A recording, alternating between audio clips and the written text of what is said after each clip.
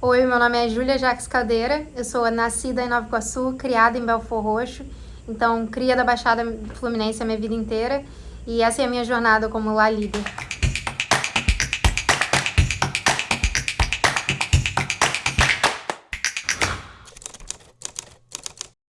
Para mim, a Lala foi muito sobre comunidade e eu acho que quando eu quero falar sobre a minha história e comunidade, começa quando eu tinha uns 14 anos e eu falei, mãe, quero ajudar, quero começar a vender brigadeiro. Eu acho que eu consigo ajudar com a renda de casa se eu fizer isso. E foi aí que eu comecei a minha jornada como empreendedora. Eu acordava 4h40, 4h50 da manhã, tentava pegar o ônibus 5h30 para estar na escola às 7 da manhã, aí tinha aula até de tarde.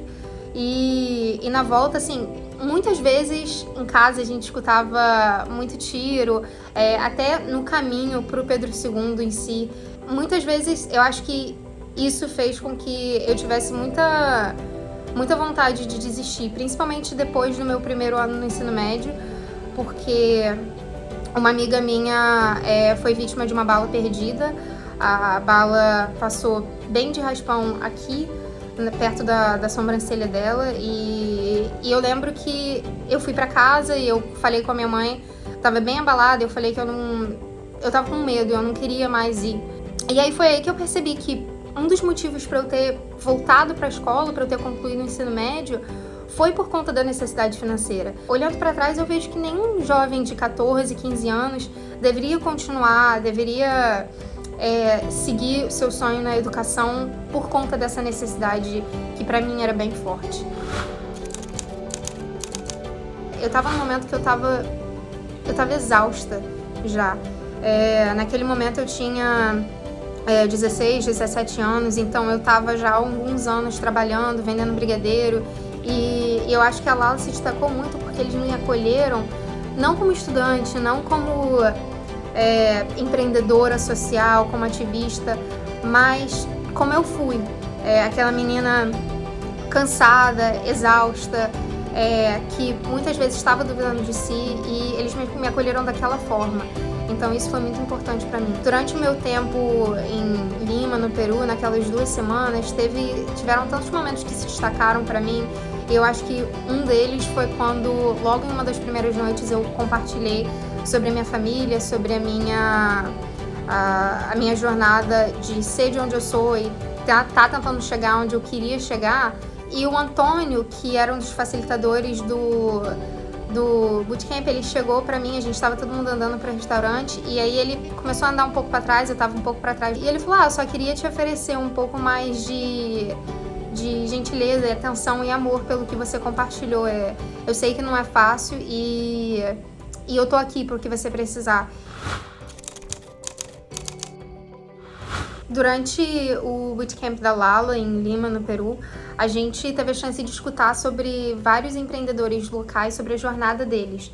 E eu lembro que a gente escutou uma palestra de um grupo incrível que tinha a missão de construir privadas e banheiros em comunidades carentes.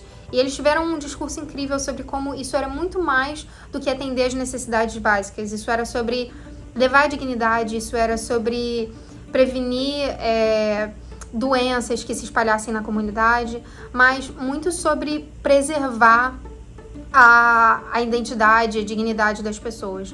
E eu lembro que foi lá que eu tive a ideia de começar um projeto que, de certa forma, tentasse fazer o mesmo por detentas no estado do Rio de Janeiro. Mais ou menos nessa época eu comecei o Absorvidas, que é um projeto que visa levar dignidade menstrual para presídios no estado do Rio de Janeiro. E a gente fazia isso através da distribuição de absorventes de pano e palestras sobre educação menstrual. Eu acho que um dos grandes desafios foi porque o grupo com o qual a gente estava tentando trabalhar eram pessoas encarceradas. Convencer as pessoas de que a dignidade de pessoas encarceradas importava se tornava cada vez mais um desafio mais intenso. Para levantar esse dinheiro, precisou abordar o problema de várias formas diferentes. Então a gente precisou falar sobre como lutar por dignidade menstrual era lutar por um nível de reincisão no sistema penitenciário muito menor. Porque uma vez que a gente luta para que a pessoa consiga ter uma reabilitação dentro da penitenciária, a gente está lutando por uma sociedade mais segura. Eu vim fazer faculdade nos Estados Unidos. Eu ganhei uma bolsa integral através da Fundação Teles. Então, graças à bolsa de estudo, eu tive todas as minhas despesas, como anuidade, plano refeição, dormitórios, todo coberto pela bolsa. Eu me formei agora em maio, com um diploma em Business Administration. Então, eu trabalho muito com administração e a minha especialização durante a faculdade foi em contabilidade e na área financeira para ONGs e instituições não privadas. E desde setembro de 2022, pouco antes do início do meu terceiro ano na faculdade, eu tenho trabalhado como coordenadora financeira aqui na Break Time. A gente trabalha com jovens de 18 a 24 anos que estejam em situação de insegurança domiciliar, então, ou que estejam prestes a entrar na situação de rua ou qualquer situação que possa os colocar em perigos, não ter onde morar. A gente apoia eles da forma que a gente conseguir. E durante o meu tempo na faculdade eu me envolvi com alguns projetos que me permitiram continuar conectada com a comunidade, especialmente a comunidade encarcerada. E eu acho que é muito importante que nessa jornada a gente entenda que a nossa luta não é sobre dar a voz a ninguém. A gente não tem esse poder. As pessoas têm a sua própria voz.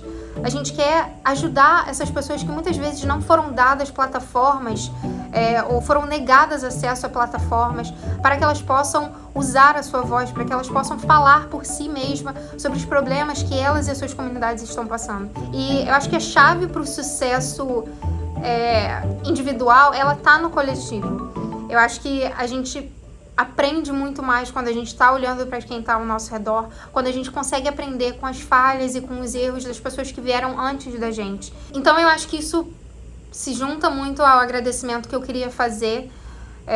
Eu quero muito que a minha mãe, meu pai e as minhas irmãs possam assistir o que eu tô falando hoje. E então eu queria falar para eles e para todo mundo da Lala que acreditou em mim. Obrigada por acreditar em mim quando eu não acreditei e obrigada por me ensinar a acreditar em mim e me ensinar que, apesar de tudo, empatia e gentileza sempre vão ser as fontes da força que a gente precisa para seguir a nossa vida.